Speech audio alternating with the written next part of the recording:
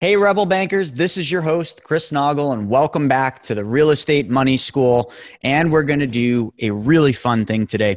So today, I'm going to talk to you about how to use your employer-sponsored retirement plan, how to actually maximize your retirement account. Because, we are always taught to start saving for retirement from a very young age. We're taught to do this. We're taught to put money away so that someday we can retire. But you know what we give up in doing that? We give up control, we give up access, and we give up opportunities. And that's exactly what we're going to talk about. We're going to talk about how not to miss opportunities and how to use those pesky employer-sponsored retirement plans, 401ks, 457s, 403bs, and so many more. We're going to talk about how you can use them today to better your life, to gain control, and to get yourself out of sticky situations. But before we do that, let's talk a little bit about you. Let's talk about your journey to becoming a rebel banker. So we always talk about this rebel banker thing, right? What is that? Well, it's just as it sounds. It's you're the rebel, and you're going to learn to take back the banking functions in your life. But to get started in doing that, you might think, I don't want to learn that, or that sounds really complicated, or somebody just today said, I'm not smart enough. It has nothing to do with how smart you are. It has nothing at all to do with that. A lot of people think that that's what's required. It's not.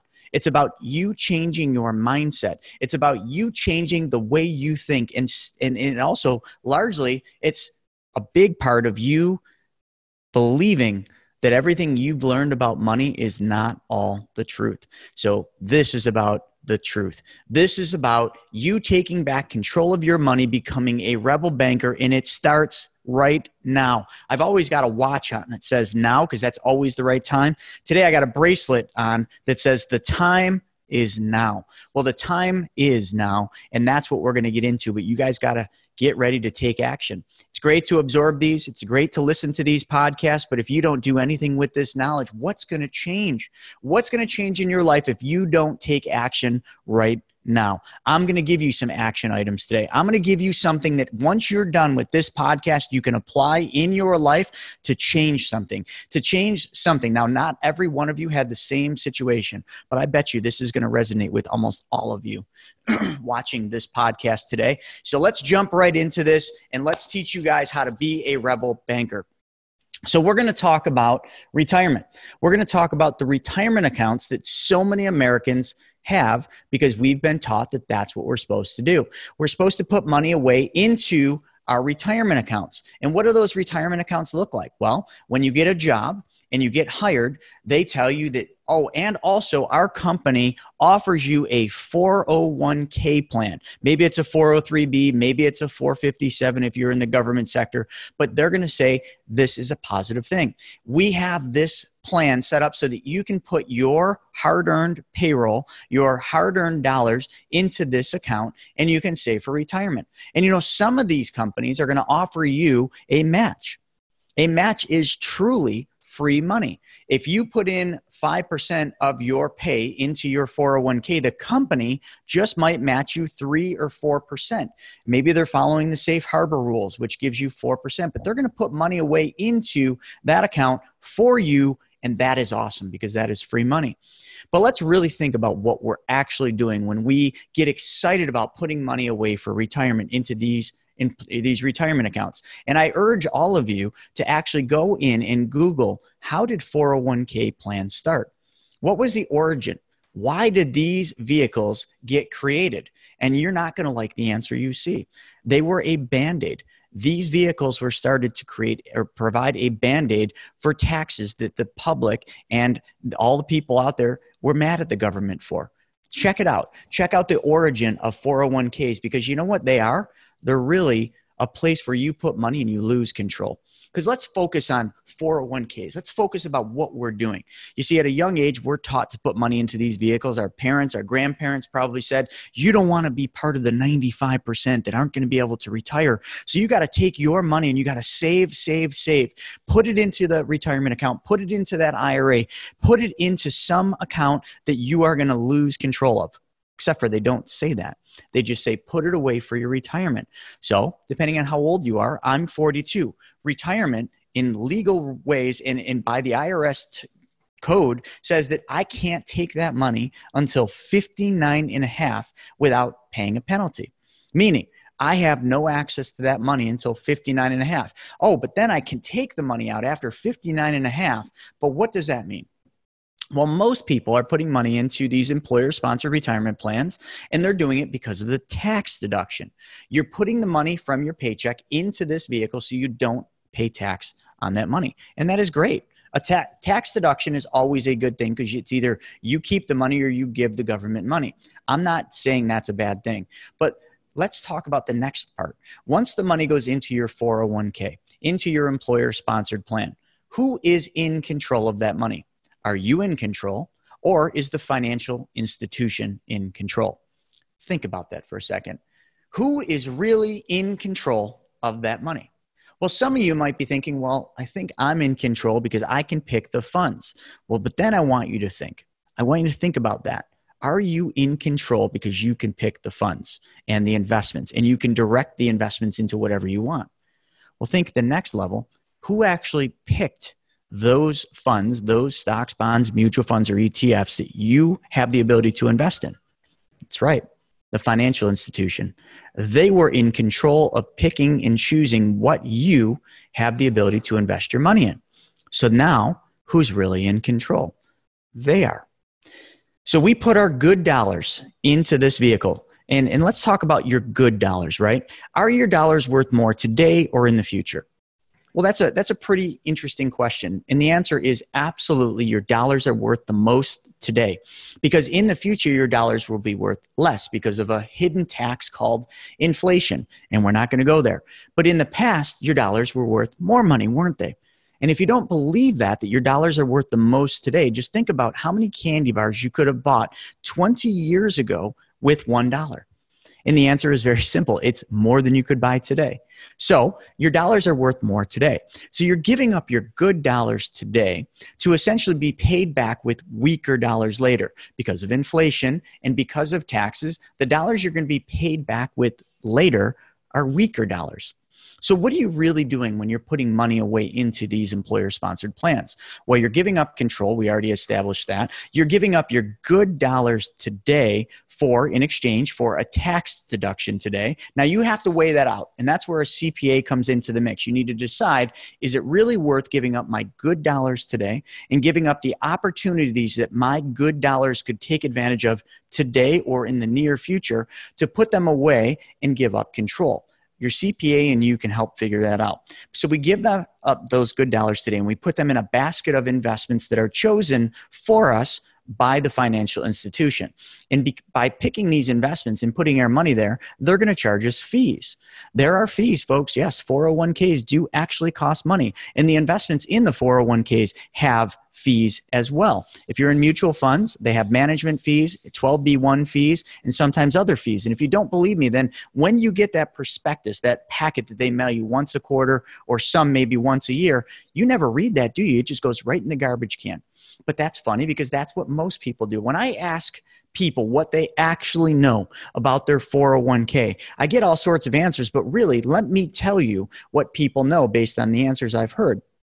This is what they know. They know that when they get their statement, they get that statement and they look at it, they know whether the balance went up or down. That's what people know about their 401ks. Now, the really smart ones know whether they're in conservative, moderate, or high risk tolerances. But outside of that, that's what most of us know. Some people, and remember, I was an advisor for 16 years. Some people don't even look at their statement. They get their statement and they just throw it in the garbage. Other people get it, they open it, they look whether it went up or down. Okay, put it back in the envelope and they file it away for a rainy day. If this is you, if this is what you're doing, that's okay, because that's what everybody else does too. So it's safe to say that we don't know crap about our 401ks. We just know they go up and they go down and they go up and they go down. And we hope that someday later, we're going to have more money than we do today. And we hope that someday later, we're going to be able to take that money out and go off into the merry, fancy, dreamt up thing called retirement. But the problem with that is so many of us fall just a wee little bit short on that retirement. And I will tell you, it's because we're doing it wrong. You see, we're giving up control of our money. We're giving our good dollars away today to be paid back with weaker dollars later. And really what we're doing also is, let's talk about taxes, right? We already know about the hidden tax that I already said called inflation, but that's the hidden silent killer. That's the one that steals your wealth on a day in and day out basis that you don't even know it's happening. Why is it that a gallon of milk costs less than a year ago than it does today? Inflation. How does the government control inflation? Printing money and so many other factors. But how often does the government print money? All the time. Every time they print more money, they're injecting more money into the system, making your current money worth less. That's not something I want you to think about. But what I want you to think about is, do taxes go up or do they go down? That's right, right? They almost always go up. But even if they don't go up, they just find more crap to tax us on, don't they? Yeah, so we're putting our good dollars away today. We're giving up control of those good dollars today, and we're going to be paid back with weaker dollars later. Those weaker dollars are weaker because of inflation and taxes. So really, what did we do? Well, we put our money into a vehicle, and we allowed that vehicle to compound our taxes. And then we get paid back later. We pay the government higher taxes because we're in a higher income tax bracket. Tax rates went up, or you just have more money. That's what happens, folks. And they keep changing the laws. Matter of fact, the government just changed the law right around the Christmas time this year in 2019. They changed the laws on inherited IRAs. Check that out. Now we have 10 years to take money out of inherited IRAs. Why? Because the government's looking for tax dollars. And how much money will that create over the next 10 years? Tens of billions of dollars for the government in tax dollars, because all those inherited IRAs that have just been sitting there and that basically have been an inherited stretch IRA where you can basically stretch it out for a long time, those days are just about over. Now we have 10 years to take all that money out of those inherited IRAs, and we have to pay tax on all that money. I'm just trying to get you to think about what's really going on here. But now that I've really rattled your cage and made you really think about, why am I putting money into that 401k? But then some of you are thinking, well, I'm putting it away for retirement, but I get a match. Yes, that's why I'm doing this. I'm putting money into a 401k because my company gives me a match. Awesome. Let's talk a little bit about that, because that is free money. And I do weigh on your side for that. You certainly are entitled to that free money. You work hard for that company, so therefore they should give something back. But let's talk about how we actually do that. So we already talked about giving up the good dollars today, be paid back with weaker dollars. But why is it that we do things with money that we would never do with things that money buys? Let's talk about that. Would you ever go to the grocery store and buy a loaf of bread, come home with that loaf of bread, put it in the freezer, close the freezer door, and wait 5, 10, or 15 years, come back, open that freezer door 5, 10, or 15 years later, take out that freezer burned loaf of bread and enjoy it? No. You would look at it, you would throw it in the garbage and say, oh, that's wasted. That's freezer burned. I can't eat that. What is a match? It's the same thing as what we just said, right? We do things with money we would never do with things that money buy. So with a match, you buy that loaf of bread, you put it in the freezer, you close the door, you wait 5, 10, or 15 years, you open that door, and instead of one freezer burned loaf of bread, you now have two freezer burned loaves of bread that you're just going to throw in the garbage because you won't eat them. Welcome to your match. And the other thing, we do things with money we would never do with things that money buys. So that's a loaf of bread. But would you ever buy a car and wait 5, 10, or 15 years to drive it? Probably not. Maybe though, maybe you bought that new Dodge Demon because they made a limited run of them and you're just going to store it in the garage and it's going to be worth more money later. I'll go with that. But would you ever buy your primary residence, your brand new home, and wait 5, 10, or 15 years to live in that home? No, you would not. And if you were married and you did that, you wouldn't be married anymore. You probably would be divorced. So I think we made a strong case about 401ks, employer-sponsored plans, and what we actually do with money, which is pretty silly, isn't it? We do things with money we would never do with things that money buys. We give up control of our money and think nothing of it because that's what we've been taught to do. Well, in the meantime, we have gone out there and we have amassed debt. Okay. We have gone out and used credit cards. We have gone out and racked up credit cards. Do you realize that the average credit card debt in America is $30,000 per household? $30,000 in credit card debt. How much is the average credit card interest rate? 10, 15, 20%. It's a lot, isn't it? It's a lot. So we've amassed all this credit card to buy the things that we want, to take advantage of the opportunities that we have, to go to the seminars and buy the coaching programs and the education programs. We use credit cards for that because it's someone else's money. It's definitely someone else's money, but it's someone else's money we have to pay for. And if we don't pay for that money, we pay the consequence of bad credit, of collections, of all those fun things. So what do? Well, we pay it. We pay it and we don't think anything of paying 15, 20, maybe even 21, 22% on these credit cards. Folks, how many of you would love to make 10, 15, 20 plus percent on your money? Are you making 10 or 20% on your 401k money? Are you making 10 or 20% on your employer-sponsored retirement plan account? Is that what it's making? Is it doing that consistently? Because I'm pretty sure when you rack money up on a credit card, you have to pay them the same interest rate every single month. It's like clockwork. That bill comes and that payment's due and that interest rate's charged and it's the same every month. And if you're late, they raise the interest rate. Okay, yeah, I'm not a very good singer and I wasn't trying to sing. I'm just trying to get you to think about what's really going on here. So we got all these credit cards. We got all these debts. We've used all this money to take advantage of the things we want today, to take advantage of the opportunities that are at our feet, in front of us today, because the time is now. So we take advantage of all these opportunities, but we're using other people's money. Well, where is our money? In someone else's control.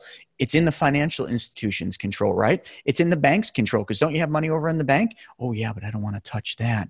That's my rainy day money. That's my bus fund money. I can't touch that. Oh, no, no, no. I'm just going to use the credit card. Now I'm okay paying them 5, 10, 15, 20% on that money so that I don't have to use my rainy day money. Oh, and so I can't take that money out of the 401k. Oh no, I'd be penalized 10%, or I'd have to pay taxes on that. And if I take that money out, I could lose 30, even 40% of that money. And my CPA and my financial advisor said that wouldn't be smart. So I just go out and I use credit cards. Yeah. And I'm okay paying them 15, 20%. All right, folks, enough of the games. Let's talk about how you actually can use those employer-sponsored plans without paying any taxes on that money, without getting yourself in trouble. And I'm going to show you how to do the smartest freaking thing you've ever done in your life that you probably maybe even already know how to do. You've just never been taught how to do it. So what I'm going to do is real quickly, I'm going to share my screen here, and I'm going to share with you just a little slide that I built. A little slide that I built that I love talking about. And let me open this up so you guys can see this. And then we're going to do from current slide. There we are. All right. It's a little slow here, but let's get to it. So I already talked to you about the credit card debt in America, right? It's $30,000 per household. That's the average. Now, maybe you have more, maybe you have less. Folks, this is just a number and it just represents the average. So that credit card, roughly, I just took the middle ground, right? I took, some people have 0% credit cards. Some people are paying 20+%. So I took the middle. 15%. So if all you ever did was made the very minimum payment, if you just paid the interest on that credit card, you would roughly pay $4,500 per year to that credit card company, to that financial institution for using their money. Now remember, that's every year, folks. $4,500. You're giving away $4,500 that's leaving your household forever. And it is never coming back. That is lost opportunity. That is lost vacation time that you could spend with your family. That is 1 or 10 or 15 different times you could have taken your family out for an unbelievable, like memory-driven dinner or anything. Anyway, money's gone from your family forever. Then you've got your 401k. You've got all this money that you keep putting money into, right? Every paycheck, like clockwork, you're putting money in that 401k and you're psyched about it. You're psyched about that freezer burned loaf of bread that you're going to get someday, or maybe you're going to get 2 of them. So we just keep giving up control and putting our money in the 401k, and we amass all this money for retirement while we are buried in living in debt. and we are giving all of our money away, and we are living, some of us, paycheck to paycheck, and we can't see the way out. Well, folks, the way out is right under your nose. You've got the money in your 401k, but you don't have access to it, or do you? Have you ever gone down and asked HR or called the financial institution that's doing your 401k and asked them, just ask them, can I take a loan from my employer-sponsored retirement plan? Can I take a loan from my 401k, my 403b, my 457 plan? Can I? And the answer you're mostly going to find is, well, yes, you can. On certain occasions, no. Because there's this thing called a plan document that the institutions come up with the employer that decides whether or not they're going to allow and permit loans. But most 401ks do allow loans. So your chances are good. They're not 100%, but they're good. So your company allows you, the financial institution, your employer-sponsored plan, all the same thing, allows you to take out a loan from your 401k. So what does that actually mean? Because to you, a loan is when you go to the bank and you take a loan back and you have to pay it, or you take a loan out and you have to pay it back with interest. Well, guess what? This is the same thing, except for the bank is you. The bank is your 401k, your 403b, your 457 plan. That's the bank. You are the bank. The money's right under your nose. You just didn't know you could use it. So now you call the financial institution that allows you to take a 401k loan or an employer-sponsored loan, and you take that loan out. So now what does that mean? Well, just like a bank, you are the bank, but you take a loan from your 401k. You have to pay that loan back. And the company, the institution, and your company you work for will determine how long they will allow you to take that back or take to pay that back. And they will determine how much money you can actually take out. So let me just kind of spell it out for you. Most 401ks or employer-sponsored plans allow you 5 years to pay that money back. Kind of just like a bank, right? You need money for a car. You need money for a vacation. You need money for a home remodel. You need money for a boat. You need money for a dirt bike, a motorcycle, anything. You go to the bank, and what is the term usually? 60 months. They give you 5 years. Well, so does your 401k. So does your bank. Your bank, which is the 401k, will allow you 5 years to pay your bank back. Great. So how does that happen? Well, it's even easier, folks. See, when you take a loan from your 401k, your payments back to your 401k come directly out of your paycheck. So hands off, right? Out of sight, out of mind. I said it. I forget it. I do 5 years, the repayment with interest and principal. Oh, I did say interest. Yes, you do have to pay your bank back with interest.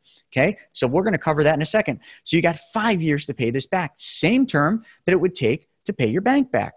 So you want to launch this new real estate career. You want to launch this new company that's going to be the one that's going to make it so that you don't have to keep trading hours for dollars at that dreaded job that you just can't stand, with that boss that you just can't stand, with that boss that every time he drinks that coffee, he sits there and talks 2 inches from your face, and you just can't freaking stand it anymore.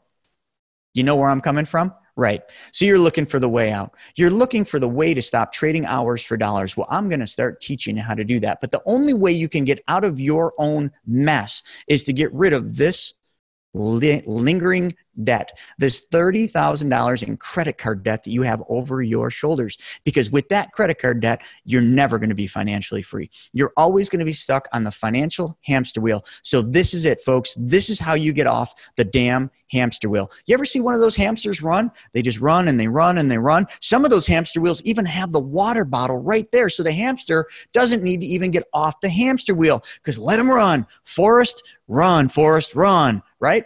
Do you want to keep running? No. So get rid of the water bottle and step off the hamster wheel. So get rid of the debt. So here's what we're going to do. You got $30,000 in debt. You're giving away 15% in interest payments every single year, which is $4,500. Divide that by 12. That money's gone from your family, and all your money's sitting right there in your 401k plan. You have the bank right there. You just don't know how to open the doors and start doing business. So what you do is you find out if you can take a loan. Great. You can. Awesome. So you take a loan out for $30,000. Now, how much money can you actually take out of your 401k? Now, this is a moving target. Most 401ks or employer-sponsored plans will allow you to take usually up to 2 loans, okay, at the same time. You can have 2 loans outstanding. And the total that they usually will allow you to take out is $50,000 or 50% of the value. Now that varies, but I'm just giving you some rough guidelines. So if you got 100 grand, you can take 50 grand out. If you got 30,000 in debt, boom. Let's take the money out in a loan. Let's pay those credit cards off. We just freed up $4,500 in payments. Now, I already told you that the 401k and the employer-sponsored plan, you have to pay that loan back, right? I told you that. You have up to usually about 5 years. Some are 6, some are 3. Let's just use the average of 5, okay? You got 5 years to pay that back, but you got to pay your bank back. You got to pay your 401k back with interest. You do. But you have no problem paying the bank interest. You had no problem paying the credit card company interest because, hey, I'm borrowing their money. It's okay. I'll just give them 15, 20% while my money just sits there. Yep. I'll just give them the 15, 20% while my money sits in the 401k. Folks, just pay yourself back with interest. Be the bank. And when you're the bank, be an honest banker and pay your freaking bank back with interest. You're okay doing it with everybody else. Start doing it with your money. But the best part about this, the loan you take from your 401k or your employer-sponsored plan, the question comes up as to who gets that interest. Who actually gets to keep that interest? Is it the financial institution? Is it your employer? Or is it you? Tick tock, which is it? Folks, it's you. You are getting the interest back. By law, when you take a loan from your 401k and you pay it back with interest, that interest goes back into your account. So I'm just going to demonstrate this at a 5% interest. Now, the interest rates vary. They fluctuate. It's usually prime plus 1, prime plus 2. There's all different variations of calculation. But let's just pretend for today, for hypothetical example, it's 5%. And you take a loan out for $30,000 from that 401k where your money is sitting out of your control and you gave up all your good dollars. And now you take back your good dollars in the form of a employer-sponsored retirement plan loan. You take that money back and now you have to pay it back out of your paycheck. Now that sucks. No different, folks. You pay it back out of your paycheck with interest, but the interest goes into your 401k account. It goes back into your bank, the 401k, and it doesn't go to the financial institution. It doesn't go to your employer. It goes to you. Doesn't that sound like a better plan? Yes, it is a better plan. You need to start doing this. But now let's talk about the next step. So you were okay giving away $4,500 every single year. You were okay giving that away to the institution, to the credit card companies. And now your $30,000 loan that you just took out is roughly going to cost $1,500 at a 5% interest rate. So now you got to put that $1,500 back every year into your 401k plus whatever principal payments. So how much did you actually save? Well, you were giving away $4,500, but you no longer have to pay that $4,500 anymore to the credit card company. But now you got to pay $1,500. You got to pay $1,500 to your 401k, which is 5% interest on $30,000. You pay that $1,500 back to your 401k. You saved $3,000, right? $4,500 minus $1,500 is $3,000. Is that your net savings? Well, it seems that way with simple math. Yeah, 4,500 minus 1,500. So yeah, I'm saving $3,000. I don't have to give the credit card company. But no, folks. The $1,500, we already talked about this. That $1,500 is going back to your account. It's not gone. It's just getting put back into your account. You're literally guaranteeing yourself, in this example, a 5% return because you're paying yourself back that 5%. So how much did you actually save? $6,000. $4,500, which was saved because that was money you were given to the credit card company. And then the $1,500 that you're putting back into the 401k, that's your money. So $4,500 plus $1,500 is $6,000. That's how much money you just saved by applying this very simple banking function in your life. This just gave you back control. This just freed up money that you can go on vacation with your family. This just freed up money that you can use to pay off other debts. This just freed up money that you can use to fund your new business venture so that someday you can stop trading hours for dollars. This just gave you back control, and control equals freedom. I keep saying that, but it is so true, folks. Control is freedom. Freedom is control. It's one and the same, but without control of your money, you can't be free. I just gave you back just a wee little bit of freedom right there. I just gave you back just a wee little bit of control with this simple case study, this simple strategy that you can probably apply, that you can teach your family to apply, that you can then start taking back the one thing that you have been taught to give up, and that is control of your money, just by learning how money really works. But let's go for a bonus round, shall we? This scenario, what else did you do here? What other really good thing did you do here? Now, let me just give it to you because you probably won't get it. Now, in doing this, the markets typically go up and they go down, right? And there's high points and there's low points. So in 2008, we realized the high point in the market. And what happens? Well, it fell. It fell about 40%. And then we established a new low. Today, it is 2019. And folks, we are at a high point again, right there. See that? That's where we're at. So when the markets are high, what is the one thing that we should do? Well, we should sell. Because Warren Buffett says to make money in the stock market, what do we have to do? We have to buy low. So you have to buy somewhere in this range, and we have to sell high. How many of you that went through 2008 wished you had sold? Well, how about we just sell now? Because it's almost the same thing. You're at a high point. Buy low, sell high, and don't lose money. That's what he says. Those aren't my words. Those are Warren Buffett's words. Buy low, sell high, and don't lose money. Look at the screen right now, folks. What did you have to do in order to take that $30,000 loan from your 401k? You had to sell. You had to sell your stocks, bonds, mutual funds, and ETFs in order to create cash so that you then could take it as a loan. So what else did you do there? You sold at the highest point in the market, which is right now.